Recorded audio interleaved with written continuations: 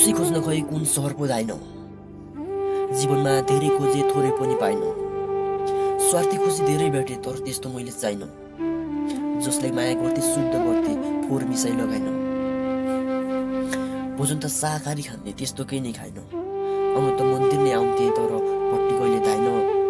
तर पनि यो मनले खुसी कहिले पाएन। जिन्दगीमा मलाई नि धेरै गर्नु मन थियो तर बाध्यताले परै बस भनिदियो। सवालमा राज चल्ने मात्रै रहेछ धनीको। मनमा त धेरै छ तर साध्य छैन भनियो। यहाँ सबै स्वार्थी मात्रै छन् कोही छैन यहाँ शुद्ध हो। बुद्ध जन्मेको देश त भन्छन् तर उपदेश पालन छैन यहाँ बुद्धको। जो अगुवा भन्छ उनी सबैभन्दा मूर्ख हो। एउटा साइन्सर माग्नुलाई नि यहाँ लाग्छ शुल्क हो। आजभोलि यो जीवन भएको छ अलि भारी। स्वाट्टै हिँडौँ जस्तो लाग्छ कहिलेकाहीँ आफन्त नै छाडी। कहिले लाग्छ स्वाट्टै उडेर गइदिउँ 7 समुद्र पारी।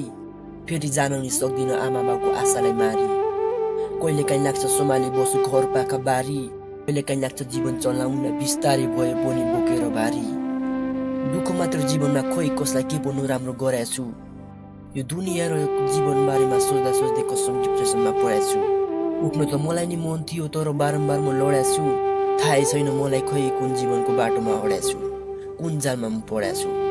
इमान्दारिताको फाइदा उठाए सबले आफू त इमान्दार परियो। काम त धेरै थियो जीवनमा तर भोलि भोलि भन्दै टार्दै गइयो। समय स्वाटै बितेको थाहै भएन कति छिटो बित्दो रहेछ समय खइयो। साँच्चै भन्नुपर्दा मेरो भोलि नै सिद्धियो। भोलि भोलि भन्थे त आज आखिर भोलि नै सिद्धियो। थाहै पाएन यो समय नै कति छिटो बित्दो रहेछ। फेरि प्रयास गर्थे नि हातमा समय भए त।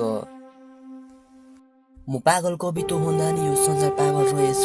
यो संसार नै छोडी जान्थे बरु उड्न मिल्ने भए त। आशामा नै जिउँदै होला बरु के आशा भए त।